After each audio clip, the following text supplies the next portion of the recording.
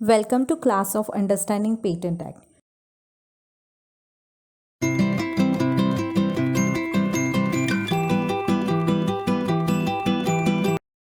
First case is Nippon Steel Corporation versus the Controller General of Patents.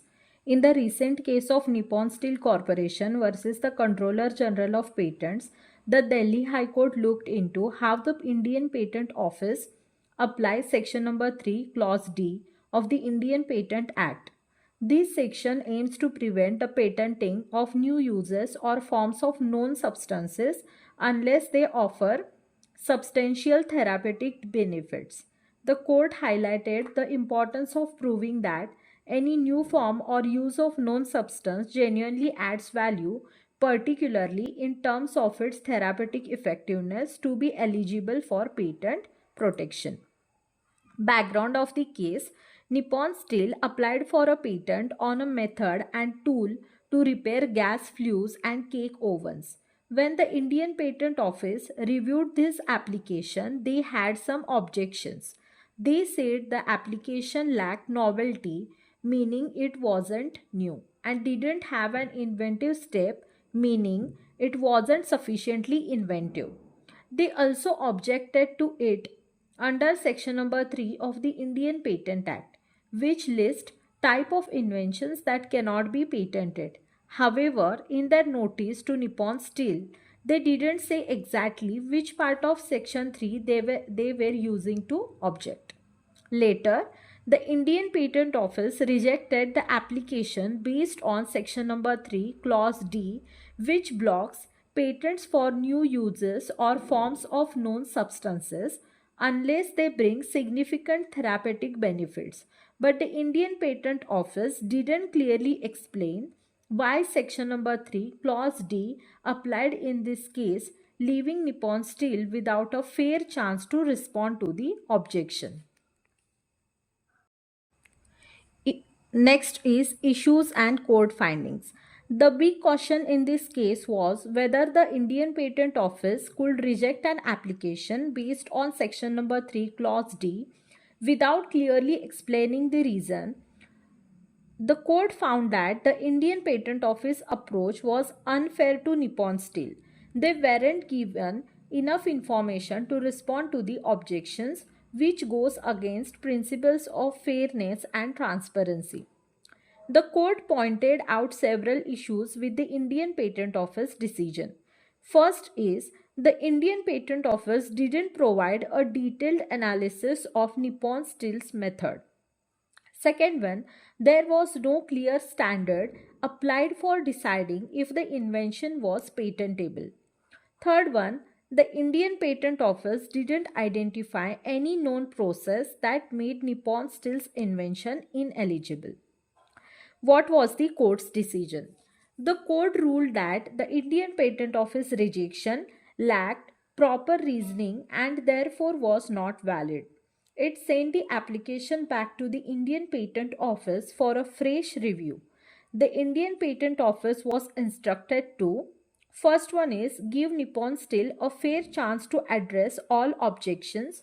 Second one, specify each objection clearly. And third one, allow Nippon Steel enough time to respond.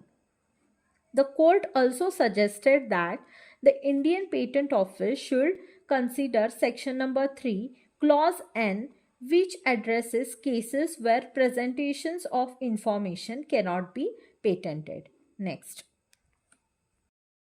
broader implications. This ruling highlights the importance of transparency and fairness in the Indian patent process.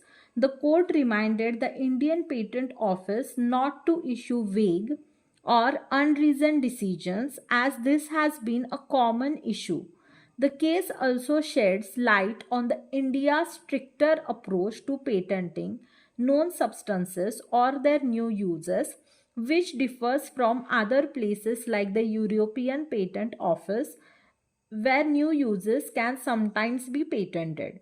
This ruling may push the Indian Patent Office to improve its processes, ensuring applicants have a fair opportunity to respond to all objections.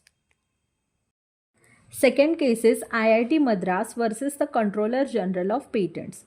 In IIT Madras versus the Controller General of Patents case, the Madras High Court reviewed IIT Madras patent application, which was rejected by the Indian Patent Office on the grounds of non-patentability under section number 3 clause A and section number 3 clause D, as well as lack of industrial applicability and inventive step. The court agreed with the Indian Patent Office rejection under section number 3 clause D for lack of novelty, but disagreed with the rejection under section number 3 clause A as it was not mentioned in the initial examination. The court also found the invention lacked an inventive step and did not show enough economic advantage. The court upheld the Indian Patent Office decision to reject the application. Case background: IIT Madras developed a method to add potassium to ammonium perchlorate, a chemical compound, without needing extra chemicals. They believed this method could be cheaper. They used a filtering material as the source of potassium. However, the Indian Patent Office rejected the patent application. The Indian Patent Office argued that first one, the method wasn't new or inventive. Second one, it wasn't patentable under section number 3 clause A and section number 3 clause D of the Patent Act. And third one, it didn't have enough industrial applicability, means usefulness for industry. They also pointed to a similar process in a prior US patent, saying the IIT Madras method wasn't different enough. Next, code findings. Court findings: the Madras High Court reviewed each reason given by the Indian Patent Office. First one is section number 3, clause A. Frivolous inventions. The court disagreed with the Indian Patent Office use of section number 3, clause A, which says that frivolous or pointless inventions aren't patentable. The court said it was unfair for the Indian Patent Office to use this reason because it wasn't mentioned in the original examination notice. IIT Madras wasn't given a chance to respond, which was unfair. Second one, section number 3, clause D. Section number 3, clause D of the Patent Act says that minor modifications of known methods cannot be patented. The court agreed with the Indian Patent Office here, as IIT Madras method didn't introduce anything truly new. It was just a variation of an existing process. Third one, industrial applicability. The Indian Patent Office argued that the method might not actually be cheaper than other methods, cautioning its industrial usefulness. But the court clarified that industrial applicability only means the invention should have practical use, not necessarily be cheaper. So the court found the invention did meet this requirement. Fourth one is inventive step.